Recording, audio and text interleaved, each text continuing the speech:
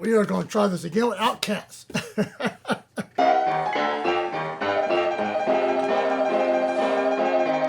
Greetings and salutations, you can love with the welcome back to the Fuzzy Wallflower. I'm your host, Corey.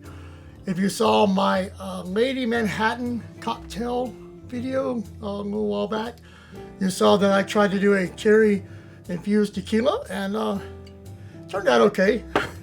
But I wound up with a real bag of cherries and didn't know what to do with it. And I've been thinking about getting into the shrub world. It came across my radar earlier in the year when I was looking for, non-alcoholic drinks, and I had no clue that they were making like vinegar and fruit type drinks. I was like, that sounds about right. And then got into the history of it, and it's funny because they said it was like it's an older drink. So that's like both my parents, if they grew up here in the South, and none of them ever heard of it. Maybe my grandparents were alive, I could ask them, but they may not even know. And so I figured it was like an old-timey drink, but I guess maybe not, who knows. But with that said, I started looking more into it and bought this book on shrubs, and they go much more in depth and got a lot of cool recipes. So most of the videos that I found on YouTube are, I guess they refer to them as sweet shrubs, which are fruits and vinegar. And then they have a section called old-fashioned shrubs, which are made with like rum and brandy. And I haven't seen anybody do videos on that, so maybe I just hadn't hit my algorithm yet. So I might have to try it in the future, who knows. But with that said, I thought, well, why don't we just try the basic bare bones. We're going to do 2 cups of cherries, 1 cup of sugar, and then I'm going to try it with champagne vinegar. And then their recipe has 2 cups of cherries, like a 1/4 cup of mint leaves, and it said a 1/2 cup of Demerara sugar. I got Demerara, should be pretty close. And then it uses red wine vinegar and apple cider vinegar. So I figured, well, that'd be a nice change. But first things first, I guess the first step is putting the cherries and the sugar and the mint in here, get it all mashed up, and then let it sit for, I think, like 2 days or something. And then you'll put the vinegar in it and let it sit for about at least a week. So let's do the first step, and then we'll cut you along the way. This stuff, I don't know how exact everything is, and it seems everything's kind of here and there, so I'm just going to do a rough cup.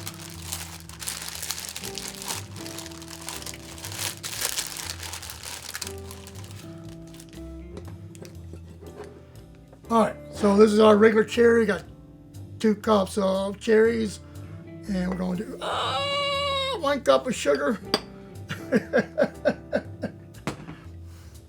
Okay. I'm making a mess. Alright. 2 cups of cherries, 1 cup of sugar. 2 cups cherries. About a 1/4 cup of mint-ish. And I can't even get the mint in there.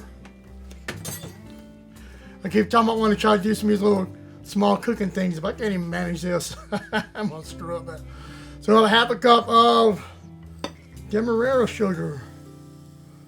And then from here, we're just going to give it a good muddle.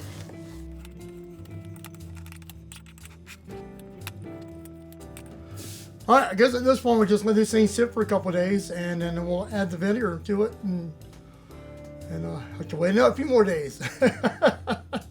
Now, be aware, this is the cold method. There is a hot method that's a lot quicker, where you cook the sugar in, almost making like simple syrup. You put the fruit in there and the sugar, and then you put the vinegar in it all at one time. And I've seen some of the people using the sous vide to they just put it all in the sous vide and let it sit for a couple hours, and that works. I don't know. We're just trying this because it's a simple start. So we'll check back in a few days and see how this looks. We're on day 2 of letting these things sit in the.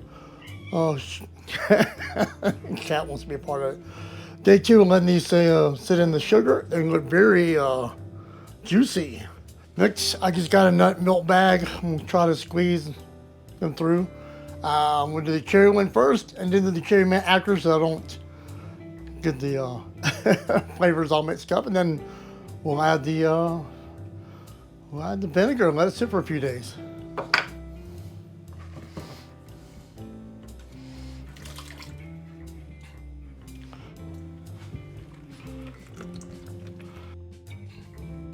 And you just squeeze and squeeze and squeeze. Let's just strain this back into there. Meow. For the cherry mint, we're just going to do a 1/4 cup of red wine vinegar and a 1/4 cup of apple cider vinegar.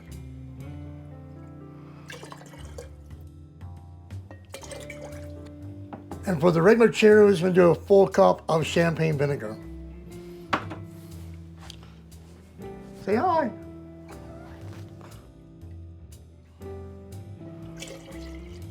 It smells like malt vinegar. My mouth is already watering just smelling it. God, reminds me of my childhood. All right, now we got some cherry with the champagne. Got cherry mint with red wine and apple cider. We'll let it sit for about a week and see what happens. Well, my cherry shrubs have been in the fridge for a couple of weeks. Of course, these labels don't want to stay on very well, but that's the least of my worries at the moment. I haven't tried them yet. I've been a good boy, and I thought, well, besides just trying them, we should see how they work in a cocktail. That's the whole point of making these. And the cherry mint shrub, the recipe for the cherry mint shrub that I got from this book has like a mint julep recipe. I said, okay, good, we'll try it, best of my abilities. I've only made a mint julep once in my life, so can't be that bad, right? And the straightforward cherry shrub, I wasn't sure what to do about it, and I picked up a new cocktail and shrub book, and they have a cocktail, where is it? They have a cocktail called Coil of Stout Rope Whiskey Cocktail. They make one with more, a shrub with much more of less sweet cherries. But I was like, might as well make the recipe anyway. At least then I can get an idea, because this only uses like, I don't know, 1/4 of an ounce of shrub, and this uses like 2 whole ounces of shrub compared to the whiskey. So I don't know how they're going to taste. If they're going to clash, or they're going to be good, or am I going to be just totally grossed out on both? Before we get into the cocktails, I should at least just try them as they are. So this is the cherry. So this is the regular cherry shrub. It's the 2:1 generic ratio. And this is the cherry mint shrub.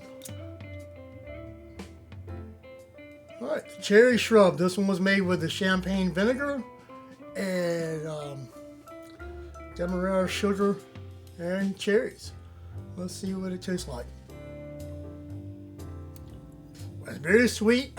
You get that sour vinegar. I think if you made it with some ginger ale, it'll probably make a good just highball. But straight, woo-wee. It reminds me when I was a kid drinking those malt vinegar packets. But it's actually pretty tasty. All right, this is the cherry mint, the cherries, the mint, the red wine vinegar, and apple cider vinegar, and Demerara sugar. It's got a different nose to it.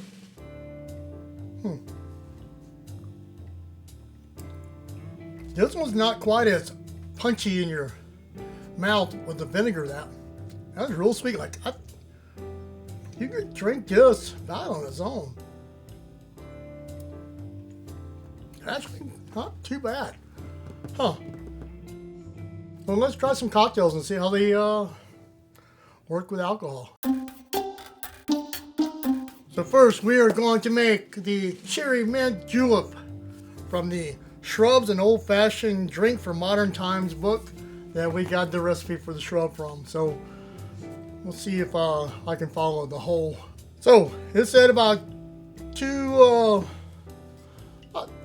teaspoons of shrub, so it's about a little more than a quarter ounce.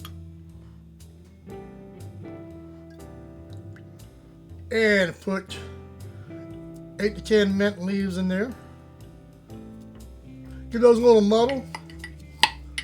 So put about half a glass full of chopped ice or broken ice or crushed ice, or take out your aggressions on somebody ice. I'll say 2 to 3 ounces of high fruit bourbon. And fill the rest of it up with ice. So, I don't know if I'm making these things the correct way. I'm just trying to go by the instructions. I'm sure there's better ways to make a mint julep. You'd think from the South I would know how to make one, but I don't go to the derbies. I've never even ridden a horse. Do I have any mints left over? I think my mints are about not quite as fresh as they need to be. And that, my friends, is a cherry mint shrub mint julep. I wonder how it tastes. You know, you don't really taste the shrub. I mean, I mostly just taste the bourbon and smell the mint. I mean, it's more like an old fashioned at this point. I think you could probably bump up the cherry shrub a little bit, and you'd be all right with it. But you know, won't let it go to waste. All right, on to number 2 from the Bitters Shrubs Syrup cocktail book. It's another one making it in the glass. This one has a lot more of a shrub to liquor ratio. So I'm really curious, and this one calls for very smoky Scotch, and Lefroy is about smoky as I have. So we'll just start at the top. So first, I said, just put a twist of lemon in there. I mean, this thing's almost being made like an old fashioned. So it's basically we're treating like an old fashioned, but with the shrub.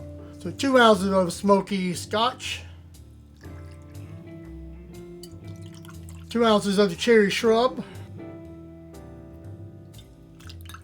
Now this thing calls for this kind of special honey bitters that they make in there. They make a quick recipe. It's 1.5 cups of honey to 1 cup of Angostura. I'm not making that much. So I'm gonna keep it real simple. I had some honey syrup already made. I'm just gonna do, let's do 1/2 ounce of honey syrup. And about 4 to 5 dashes of Angostura. And then we have a cherry shrub cocktail. I'm curious. That's a lot of interesting flavors, because you get that smoky whiskey, but it's not so, it's not so strong in your mouth. It's just more of an aftertaste. The vinegar's toned down, but you got a lot of sweetness from the shrub and the honey. Don't really taste the Ango too much, but God, that's just a weird combination of flavors. I think maybe you just get like a regular whiskey like Jameson, you wouldn't have that aftertaste, unless you really like that smoky aftertaste. But I do think adding more of the shrub to the liquor makes a difference compared to the julep. But yeah, that's crazy. So I mean, you never know until you try some of these things what you're going to get. This is all an experiment. So don't know. Got an idea for another shrub experiment. I'm gonna have to give it a try soon. Well, conclusion. This whole thing's like I said, it was a crazy experiment. You just never know what you're gonna get. I think there's a way to utilize these in different, different cocktails and stuff. You probably can do a lot more mocktail stuff, so you get the sweetness, but you get a little bit of that vinegar bite to give you that kind of where you're missing for the alcohol, I guess. I do think either one would probably make a good highball. Kind of tone down the vinegar a little bit, bring out the sweetness, but you still get that little bit of bite. I don't know. It's maybe the people 100, 200 years were onto something. Well, in the meantime, I don't know what to do. Cheers.